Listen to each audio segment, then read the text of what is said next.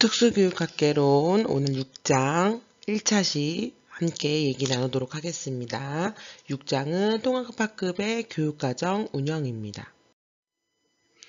오늘 함께 학습할 내용은 통합학급 교육과정 운영의 기반, 보편적 학습설계, 교육과정의 수정 순서입니다. 첫 번째, 통합학급 교육과정 운영의 기반입니다. 진정한 의미에서의 통합교육은 특수한 교육적 요구를 가진 유아가 일반 교육의 환경에 배치되어 동등하게 교수활동에 참여하고 교사나 또래들로부터 학급의 구성원으로 인정받으며 의미 있는 상호작용이 이루어지는 것이 진정한 의미에서의 통합교육입니다. 이러한 점에서 통합학급의 교육과정은 특수유아를 별도의 교육 대상으로 삼는 특별하고 동떨어진 것이 아니라 우리 학급의 모든 유아를 위해 만들어가는 것입니다.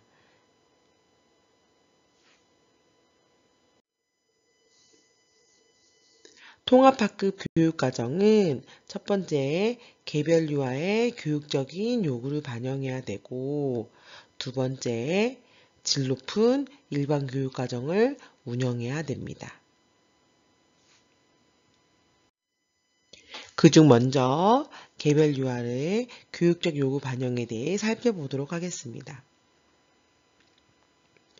1990년대 이후의 통합교육은 포함의 개념을 강조한다는 측면에서 모든 학생을 위한 교육이라는 의미로 주로 사용되었습니다.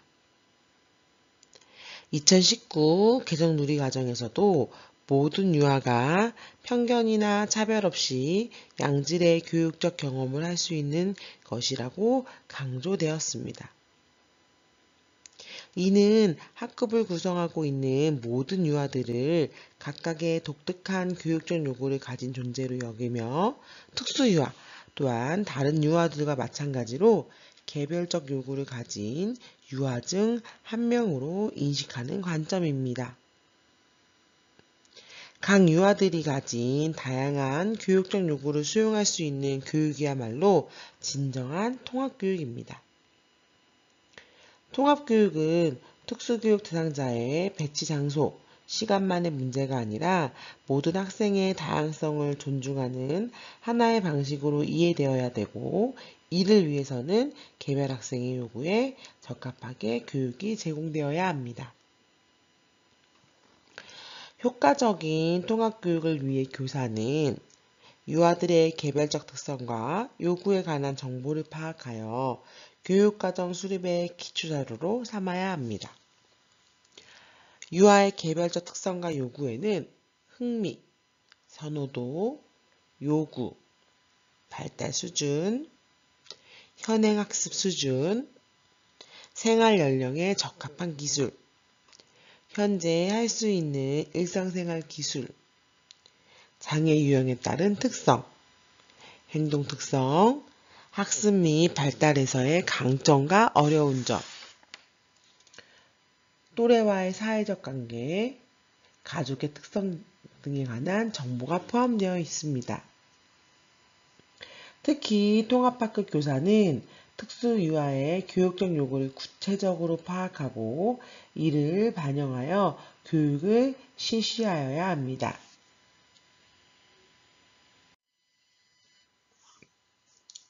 이러한 특수유아의 요구는 매 학기 시작 전 개별화 교육계획 수립의 과정에서도 살펴보아야 합니다.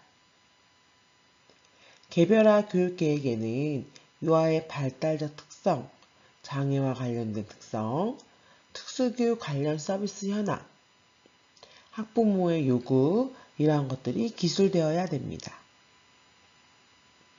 뿐만 아니라 교육과정의 운영 과정에서도 개별 유아의 교육적 요구를 지속적으로 파악하여 반영해야 합니다.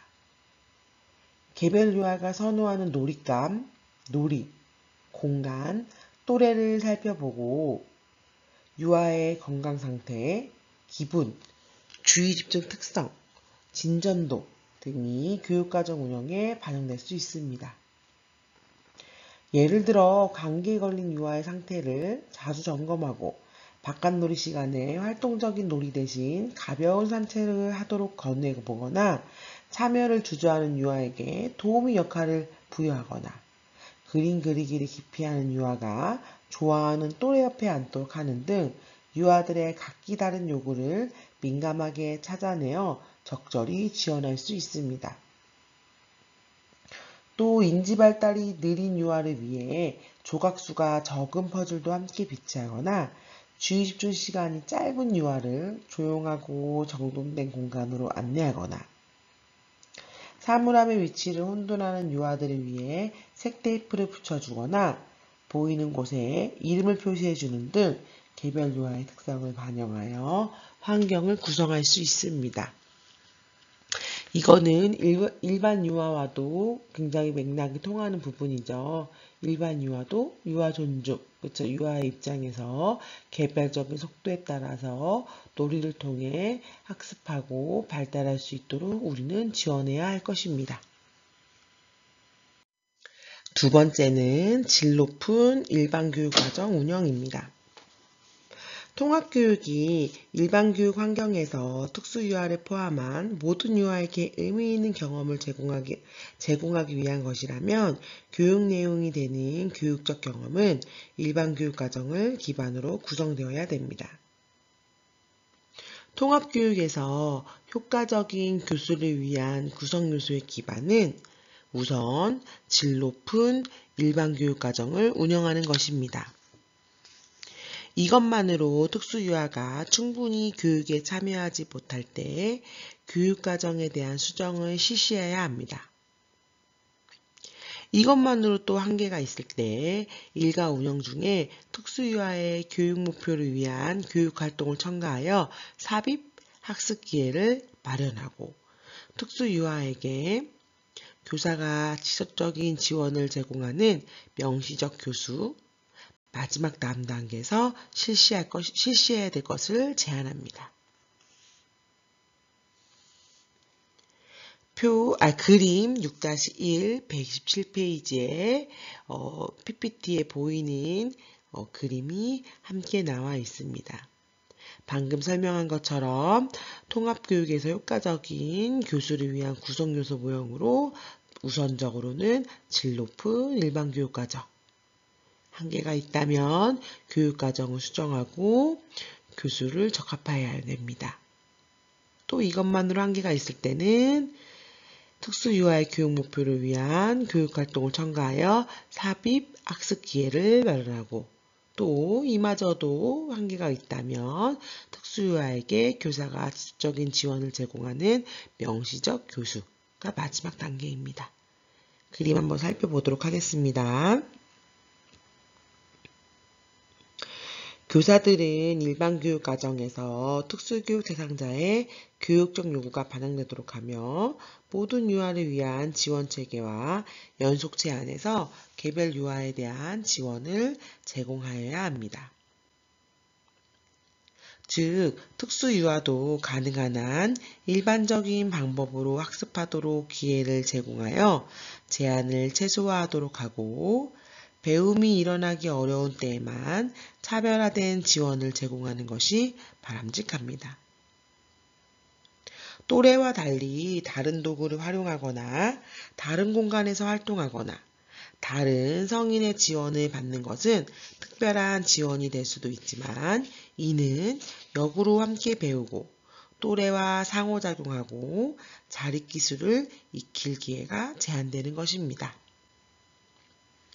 특수유아라고 해서 모든 영역에서 특별히 고안된 교수나 특수교육적 서비스가 필요한 것은 아니고 대부분의 특수유아들은 일가 중 어떤 부분에서는 모든 유아를 위해 고안된 질 높은 일반교육 과정에 성공적으로 참여할 수 있습니다.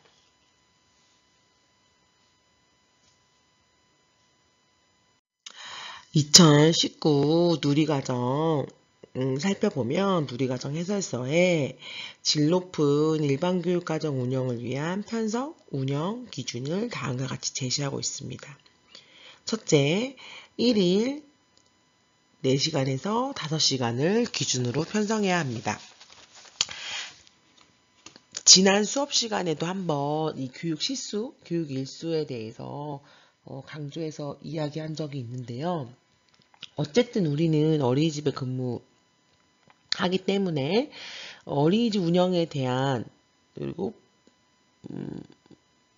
어린이집 운영에 대한 그 운영 기준을 이제 몸으로 체득하셨거나 이제 혹은 원장님이시라면 이론적으로 충분히 이제 운영 기준을 알고 계실 겁니다. 그래서 우리는 사실 12시간 운영이죠. 아침 7시 반에서 저녁 7시 반까지. 그리고 뭐 교육 일수, 시수, 교육 시간 뭐 이런 거에 대한 내용은 없습니다. 다만 누리교육과정이 5, 6, 7세, 만 3, 4, 5세에도 함께 운영이 되면서 누리과정에 대한 시간은 4시간에서 5시간을 편성해라. 다만 나머지는 그냥 어린이집 운영 시간으로 운영해라 라는 그런 기준이 있는데 유치원은 지난번에 설명드린 것처럼 법정 수업 일수가 있습니다. 그리고 하루에 할 수 있는 수업 시간은 시수는 4시간에서 5시간으로 편성되어 있습니다. 유치원의 이제 수업 일수는 유아교육법 시행령 제12조일 겁니다. 그거에 따라서 유아교육법 시행령 제12조 제가 몇 조까지는 조금 헷갈리긴 한데 아마 12조일 것입니다. 어쨌든 유아교육법 시행령에 따라서 유치원의 수업 일수는 매 학년도 180일 이상을 기준으로 해야 된다라고 되어 있습니다. 만약에 이러한 유치원들이 휴원을 하거나 할 때는 운영위원회를 통해서 심의 자문을 거쳐서 실제 운영 일수를 180일 이상만 넘긴다면 원장의 재량에 따라서 운영위원회와 심의 의결하고 자문하여서 정할 수 있습니다. 그래서 이번에 추석 때도 금요일날 쉬는 유치원들이 종종 있었을 겁니다. 왜냐하면 애초에 1년 교육과정의 수업 일수를 정할 때 그때도 휴원, 자율 휴원을 정한 유치원들이 종종 있습니다. 이 180일이 얼마나 짧은 날짜냐? 짧은 일수냐를 한번 보면요. 물론 365일과 비교했을 때도 굉장히 짧은 시간이지만 초등학교가 190일에서 한 193일? 그쯤입니다. 190일 정도? 초등학교의 법정 수업 일수가 190일 정도입니다. 그렇기 때문에 초등학교 방학 생각해 보시면 굉장히 길죠. 여름방학 한 달, 겨울방학은 보통 2달 정도.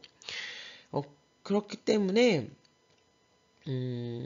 유치원은 지금 사립유치원의 경우는 이제 많이 예전만큼 방학을 길게 할 수 있는 사회적 분위기가 있기 때문에 방학을 짧게 하는 추세이긴 하나 여튼 법적으로 정해진 수업 일수는 180일 이상이고 하루에 4-5시간을 기준으로 편성되어 있다. 그렇기 때문에 유치원은 방과 후 교육과정, 우리로 이해하면 특별활동을 일과 내에 운영할 수 없습니다. 누리과정은 반드시 담임 선생님이 진행해야 하기 때문에 이 4-5시간 안에는 특별활동, 유치원 용어로 방과 교육과정이 들어갈 수 없습니다. 그래서 지난번 설명드린 것처럼 예를 들어서 9시 반에 누리과정을 시작하는 유치원이라고 하면 10시 반, 11시 반, 12시 반, 1시 반 4시간 하면 1시 반, 1시 반 4시간 반 하면 2시 5시간 하면 2시 반까지 이제 누리과정을 단순히 운영하고 1시 반에서 2시 반 사이, 뭐 9시에 시작하면 1시에서 2시 사이겠죠. 10시에 시작하면 2시에서 3시 사이일 테고 여튼 그 정도의 일반 교육과정이 끝나고 그 다음에 이후에 종일반을 하기 전에 방과후를 하고 그 다음에 종일반으로 가는 개념이라고 볼 수 있습니다. 또 한 가지 더 말씀드리면 지금 인천은 만 5세 부상교육을 하고 있습니다. 그쵸? 어린이집은 일과내에 특별활동이 포함되어 있기 때문에 특별활동까지 포함된 필요경비라고 표현하죠. 필요경비 안에 현장학습비, 행사비, 하나 또 뭐죠? 특성화비, 인천 기준이요. 그리고 특별활동비, 그리고 차량비 별도. 이 모든 금액이 어린이집은 12시간 운영 기준이고, 모든 원화들은 영화는 좀 자격이 주어져야 되지만, 모든 영화들은 자격이 주어져 있다는 전제하에 모든 영유아들은 12시간을 교육받을 권리가 있죠. 그렇기 때문에 이러한 특별활동을 포함한 모든 필요 경비가 무상입니다. 그래서 어린이집은 만 5세 무상교육이 되면서 아예 영원이죠.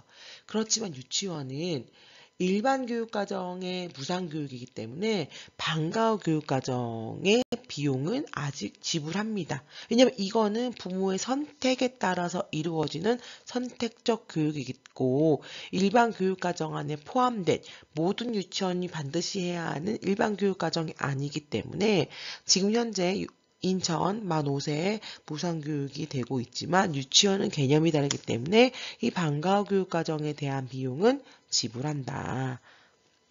다만 그 이후에 일어나는 종일반 비용도 지원됩니다. 나라에서 지원되고, 이 중간에 이루어지는 방과후 교육과정, 우리 어린이집 용어로 표현하면 특별활동을 이제 이거는 지원되지 않기 때문에 이거는 부모 부담금으로 지출한다라고 되어 있습니다.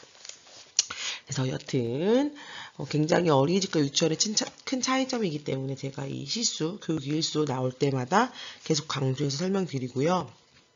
여하튼 그러니까 질이 높은 일반 교육과정을 운영하기 위해서는 하루에 4시간에서 5시간만 누리교육과정을 해야 한다라고 이야기하고 있습니다.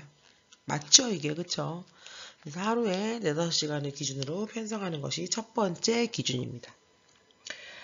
두 번째는 일과 운영에 따라서 확장하여 편성할 수 있다. 더 늘릴 수 있다. 이제 이러한 여지도 남겨놨고요. 세 번째는 누리과정을 바탕으로 각 기관의 실정에 적합한 계획을 수립하여 운영해야 된다. 2019 누리과정의 굉장히 중요한 포인트 중에 하나가 각 지역사회 그리고 각 기관의 자율성을 굉장히 많이 주었다라고 할 수 있습니다. 네 번째는 하루 일과에서 바깥놀이를 포함하여 유아의 놀이가 충분히 이루어지도록 편성하여 운영하여야 된다. 다섯째, 성, 신체적 특성, 장애, 종교, 가족 및 문화적 배경 등으로 차별이 없도록 편성하여 운영하여야 된다.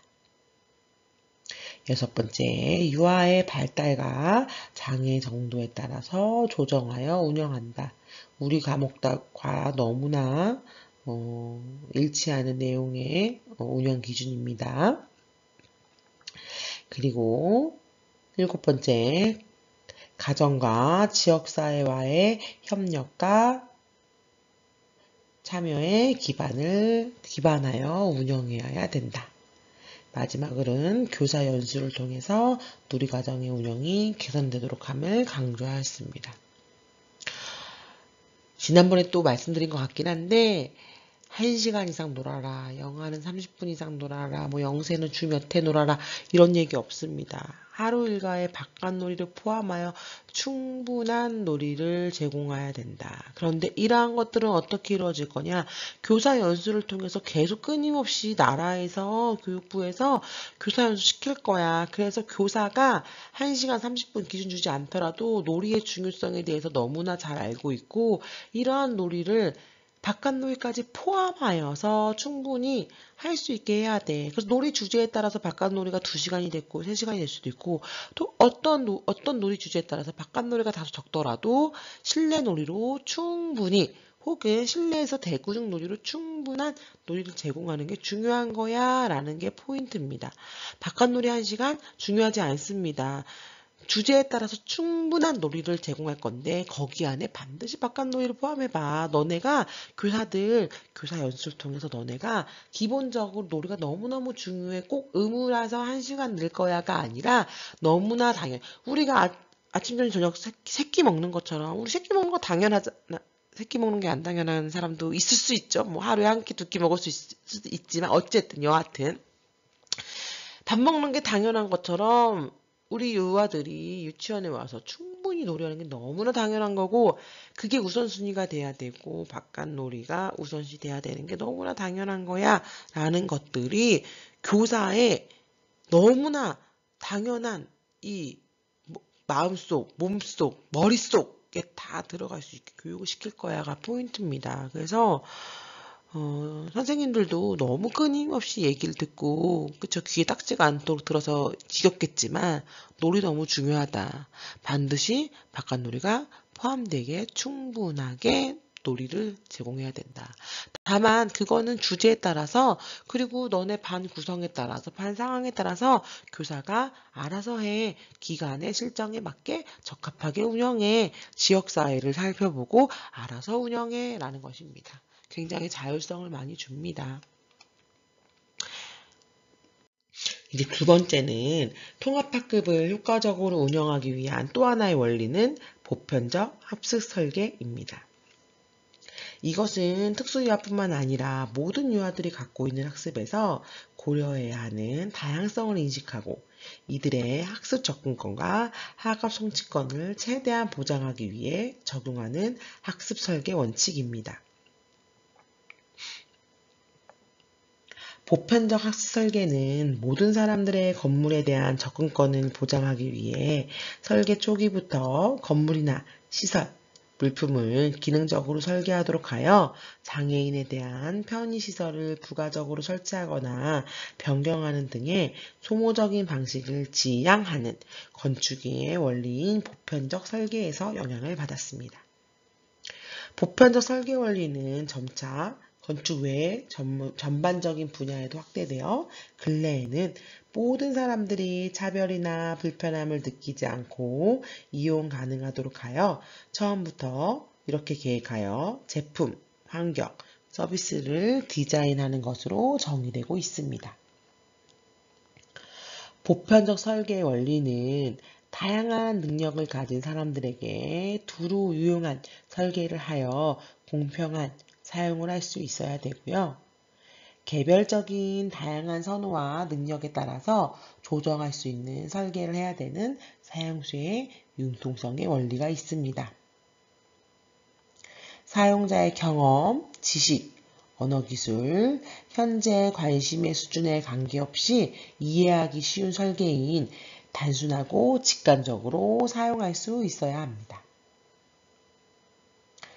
상황이나 사용자의 감각 능력에 상관없이 효과적으로 전달되는 설계인 인식 가능한 정보여야 됩니다.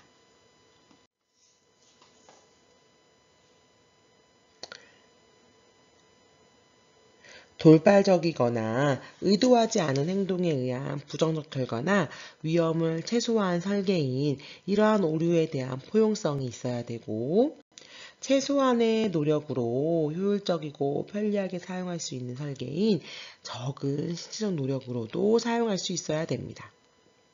사용자의 신체 크기, 위치, 이동성에 상관없는 접근, 도달, 조작, 사용할 수 있는 적절한 크기와 공간인 접근과 사용을 위한 크기와 공간의 원칙이 있어야 됩니다.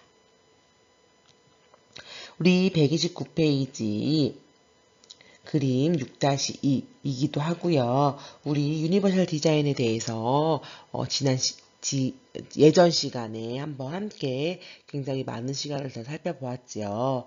이렇게 유니버설 디자인처럼 누구라도 쉽게 접근하고 사용법을 금세 알 수 있으며 다양한 선택권이 있고 힘을 적게 들여 간단하게 사용할 수 있는 디자인, 즉 보편적으로 활용할 수 있도록 설계된 이러한 디자인, 우리 함께 본 것처럼 경사로와 계단이 함께 설계된 길이라든지 눌러서 사용할 수 있는 수도꼭지라든지 눌러서 사용할 수 있는 가위라든지 이러한 것들이 유니버설 디자인, 보편적 설계입니다. 보편적 학습 설계는 이러한 보편적 설계의 원리를 교육에 적용하여 다양한 특성을 지닌 학습자들이 모두 쉽게 접근할 수 있고 선택할 수 있고 참여할 수 있도록 교수학습을 설계하는 것입니다.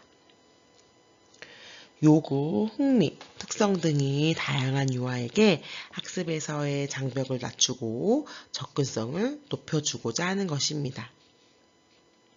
보편적 학습 설계는 특수유아가 포함된 통합학급의 교수학습에 있어서 유용하게 사용할 수 있는 전략일 뿐만 아니라 다양한 흥미와 특성을 가진 유아들과 다양한 문화적 배경을 가진 유아들로 구성된 학급에서도 필요한 학습 설계입니다. 네, 우리 보편적 학습 설계까지 중간까지 살펴보았고요. 바로 2차 시에서 또 보편적 학습 설계 살펴보도록 하겠습니다. 바로 만나요.